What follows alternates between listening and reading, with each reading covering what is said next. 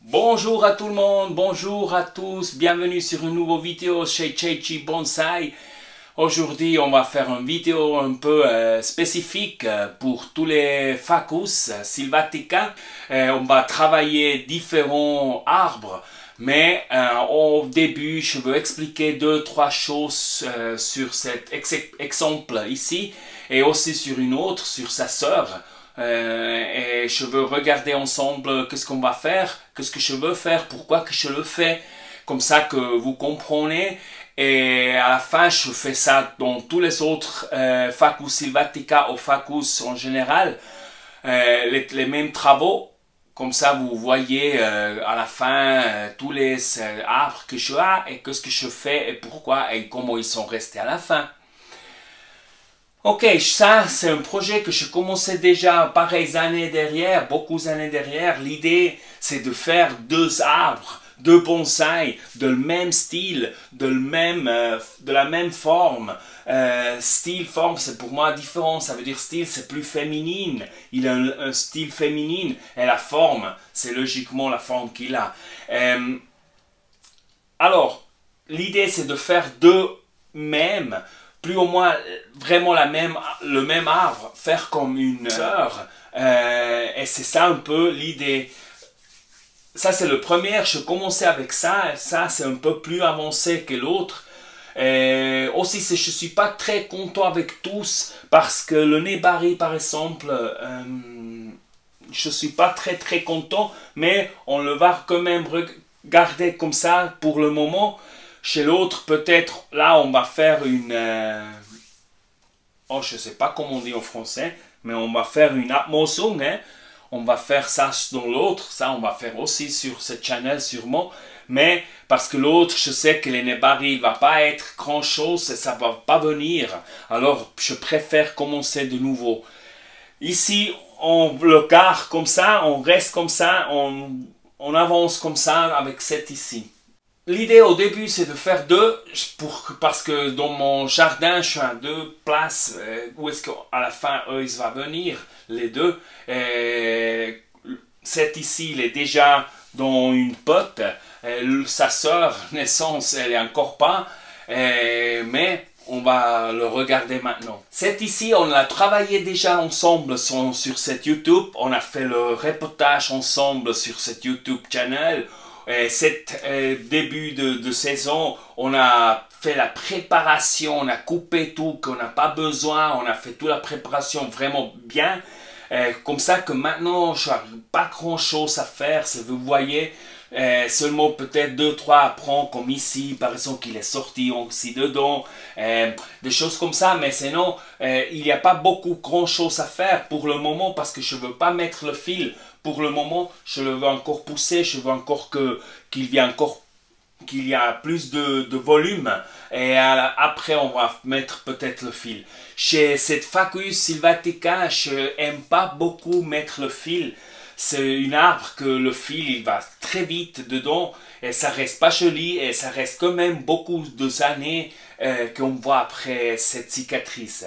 Je suis ici, ici, on a deux cicatrices qui est vraiment voilà, c'est pas bien, c'est pas bien. C'est des choses que c'est passé, ça va plus vite qu'on pense parfois et voilà, c'est passé à tout le monde. Mais j'aime pas beaucoup à cause de ça parce que chez les Ficus ça va très vite et ça reste très long la cicatrice. Alors ici il n'y a pas beaucoup à faire mais je veux lui montrer qu'est-ce qu'on va faire, qu'est-ce que c'est l'idée du projet. Je mets ça à côté, je prends sa sœur, c'est qu'on veut encore former encore plus. Voilà, ça c'est sa sœur. On voit que c'est pas une Ficus sylvatica, mais c'est une Ficus sylvatica purpurea. On voit déjà les couleurs, c'est différent.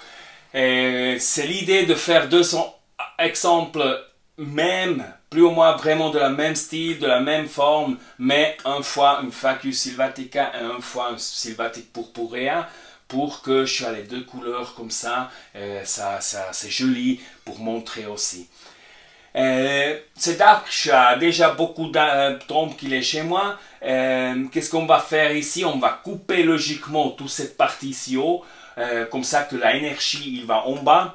Et en même temps, on va aussi mettre des tirants pour mettre ça plus en bas, pour faire plus ou moins cette partie ici aussi, comme par exemple ici, hein, qu'on voit que ça fait comme une courbe ici. Et ça, on va venir comme ça en bas. Et ça aussi, ça veut dire qu'on va mettre un peu de tirage ici. Et on va couper cette partie. Ça, on va faire sur la vidéo. Chez les autres arbres que je ai, là, c'est plus seulement couper et un répartissage de l'énergie. Et ici, c'est quand même un peu mettre en place seulement au début. Pour moi, c'est pas important de mettre le fil partout, mais seulement de mettre ça en bas. Parce que cette partie, on coupe quand même et on va commencer de nouveau ici, après vraiment avec la ramification, ça qu'on veut vraiment. Bon, ça c'est de mon côté un peu tout. Chez cette Facus sylvatica, le couleur c'est encore quand même un peu, je voyais déjà des autres années derrière, c'est un mélange entre Facus sylvatica et Facus sylvatica purpurea, parce qu'il ne vient pas vraiment de cette couleur violet comme la purpurea par exemple. Je vous montre ça que je essaye d'expliquer.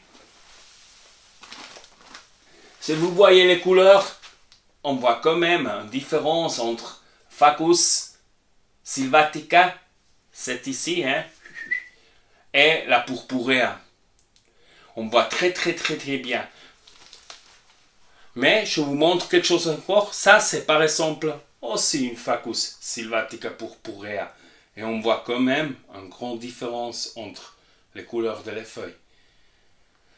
Alors, je dis ça, c'est un mélange entre les deux un peu parce que c'est tous les années un peu qui reste vraiment dans cette couleur. Peut-être cette année on va changer, peut-être c'est aussi à cause de qu'il est encore dans la terre pas bon, on dit comme ça, de la terre de jardinerie. Mais c'est déjà l'année dernière que je vu ça avec les couleurs. J'aime beaucoup les Facus sylvatica, c'est un arbre qui, pour notre région ici dans la Suisse, il est magnifique. Il est pour l'hiver, c'est pas un problème. Pour l'été, c'est pas un problème. Aussi, les feuilles sont comme ça, près noires, hein? Et ils sont à soleil, parce que cet arbre, il est 100% au soleil. Ça brûle pas les feuilles. Et les feuilles sont résistants. Alors, c'est vraiment un arbre qui j'aime beaucoup pour ça, parce qu'il est vraiment résistant. Il est aussi résistant contre les parasites et des choses comme ça. Alors, j'aime beaucoup.